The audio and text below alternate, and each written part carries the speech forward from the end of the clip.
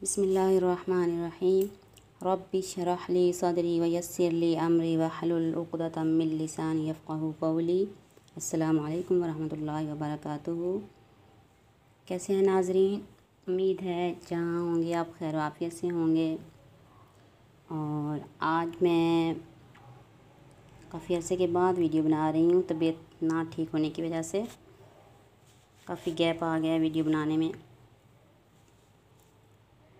आपसे आज एक गुजारिश है कि अगर आप कुरान पाक पढ़ाना चाहती हैं या अगर पढ़ा रही हैं या अगर आप के आसपास कोई ऐसे बंदे हैं जो नहीं पढ़े हुए हैं कुरान पाक,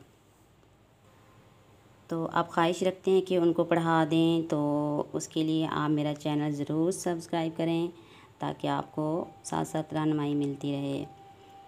इसके अलावा जैसे पहले भी मेरी बात होती रही है कि जो बहुत कम दिमाग बच्चे होते हैं जो पढ़ने में, वैसे ज़हीन बच्चों को पढ़ाना तो कोई मुश्किल काम नहीं है, लेकिन जो बहुत कम दिमाग होते हैं असल मसला उनका होता है। उनके साथ मसला क्या होता है कि अगर उस्ताद उनको नहीं समझ पाता है तो बच्चे को तो उसको सबक याद नहीं होता है, तो बहुत ज़्यादा गुस्सा होने की वजह से या बच्चे की मारपीट करने की वजह से बच्चे का क्या नुकसान होता है कि वो पढ़ाई से भाग जाता है, वो पढ़ता ही नहीं है।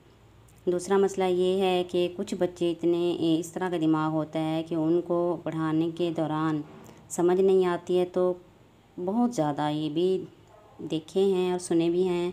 हाल ही में एक बच्चा मेरे पास आया है जो जोड़ के साथ कुरान पाक पढ़ा हुआ। तो इस तरह है कि कारी हज़रात या कारिया पढ़ाती हैं या वैसे घरों में भी जो पढ़ा रही हैं, तो बच्चों को जहाँ जिनको नहीं समझ आ रही होती है तो उनको जोड़ के साथ कुरान पाक पढ़ा देते हैं। तो वो जोड़ के साथ पढ़ाया हुआ है तो बहुत ज़्यादा मुश्किल, बच्चा फिर कभी कुरान पाक खोलता ही नहीं है। खोलता है तो क्या होता है कि एक दो आयतें बड़ी मुश्किल से पढ़ेगा, उसके बाद दिल उसका जो है ना बेजार हो जाता है, वो तिलावत नहीं करता है। तो ख़ास तौर पे उन बच्चों के लिए मेरी ये वीडियो और मेरा ये जो सबक चल रहा है मैं ये बना रही हूँ। आप इस तरीके के मुताबिक बच्चे को पढ़ाएं तो इंशाल्लाह 1 महीने के अंदर समझ आ जाएगी। मेरा हाल ही में तजर्बा हुआ, एक बच्चे को मैंने पढ़ाया है तो इस तरीके से मैंने उसको ये जो पेपर मैंने लिखे हैं ऐसे ही आप लोग भी अगर लिख के, एक ही बार मेहनत करनी पड़ेगी, लिख के अगर रख लें आप लोग तो एक ही बार बच्चे को मैंने वो समझाया है, पढ़ाया है तो उसे समझ आ गई और उसके बाद वो बगैर जोड़ के उसने पढ़ना शुरू कर दिया है। तो उम्मीद करती हूँ कि आपको मेरी बात समझ आ गई होगी। आप इस तरीके से इस तख्ती को ख़ास तौर पे टाइम दें। इसी तख्ती पे आके लफ्ज़ बनाए जाते हैं उर्दू में भी। जिन बच्चों की उर्दू कमज़ोर होती है उनके लिए भी है, और जो कुरान पाक में लफ्ज़ नहीं बना सकते हैं उनके लिए भी ये मेरी वीडियोज़ हैं सारी। इस सबक की, इस तख्ती की समझ लें तो ये इस तरीके से करें तो बहुत जल्द बच्चा कवर कर जाता है। आज हमारा सबक, पहले हमने हमज़ा का पढ़ा था, आज हम आइन का पढ़ेंगे। आइन के ऊपर जज़्म। बिस्मिल्लाहिर्रहमानिर्रहीम। हमज़ा आइन ज़बर आ। यहाँ पे हमज़ा पे हा की आवाज़ ना आए, आइन पर भी हमज़ा की आवाज़ ना आए। जैसे यहाँ पे अह की आवाज़ कर देते हैं बच्चे, यहाँ पर अ की आवाज़ कर देते हैं।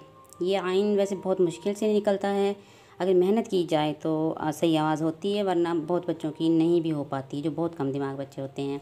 तो उनका हल्का सा इस तरह अदा करवा दें, हमज़ा आइन ज़बर आ, कि हल्का सा अदा ज़रूर हो।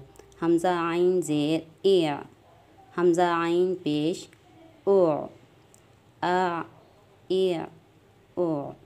यहाँ पर हमज़ा का था अ इ उ, इस तरह होगा।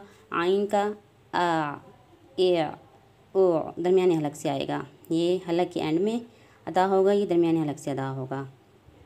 इसके लिए मैंने फिर ये पेपर बनवा के रखा है, जैसे ये लिखा हुआ है। बहुत मुश्किल से अक्सर बच्चे जो कुरान पाक में पढ़ते हैं तो इसे अन पढ़ जाते हैं, आइन वाले अल्फाज को नहीं उनको समझ आती है। तो इस तरह से ये लिख के आप समझा दें, एक बार पढ़ा दें या बार बार पढ़ाएं तो उनको समझ आ जाती है।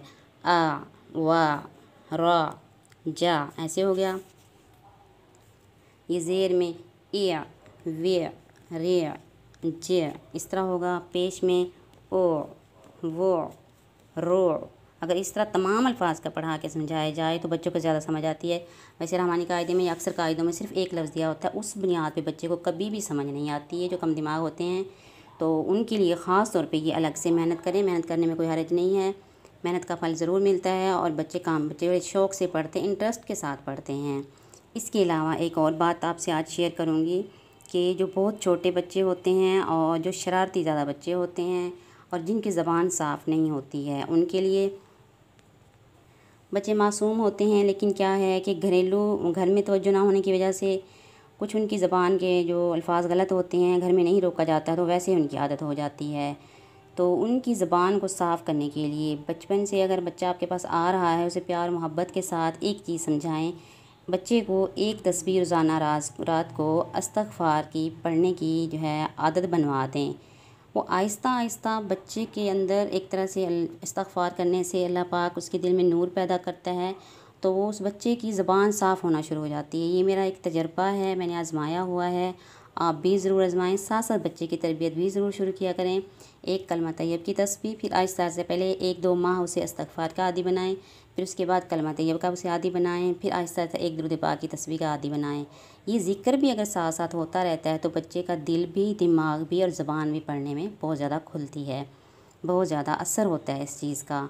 ये मैं आज़माई बात आपसे शेयर कर रही हूँ, आप भी ज़रूर ये ट्राई करना है। इस तरीके से अगर कोई बच्चा ऐसा है आपकी नज़र में, या कोई माँ ऐसी है जिसका बच्चा इस तरीके से नहीं पढ़ पा रहा है, ज़्यादा जो कम दिमाग है और टीचर्स भी काबू नहीं आ रहा है, स्कूल में भी नहीं आ रहा है, अगर कुरान पाक पढ़ने में भी तंग कर रहा है, इस तरीके के मुताबिक उसे गाइड करें तो इंशाल्लाह ज़रूर वो पढ़ पाएगा।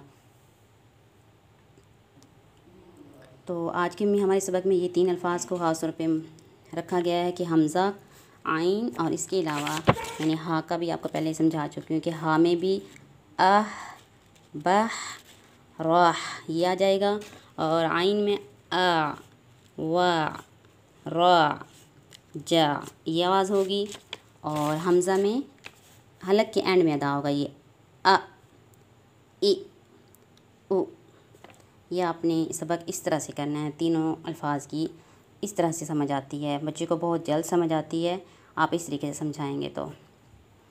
आज की वीडियो यहीं पे ख़त्म करते हैं, दुआओं में याद रखना है। सुब्हानक अल्लाहुम्मा व बिहम्दिका अशहदु अन ला इलाहा इल्ला अंता अस्तगफिरुका व अतूबु इलैक। अस्सलामु अलैकुम व रहमतुल्लाहि व बरकातुहू।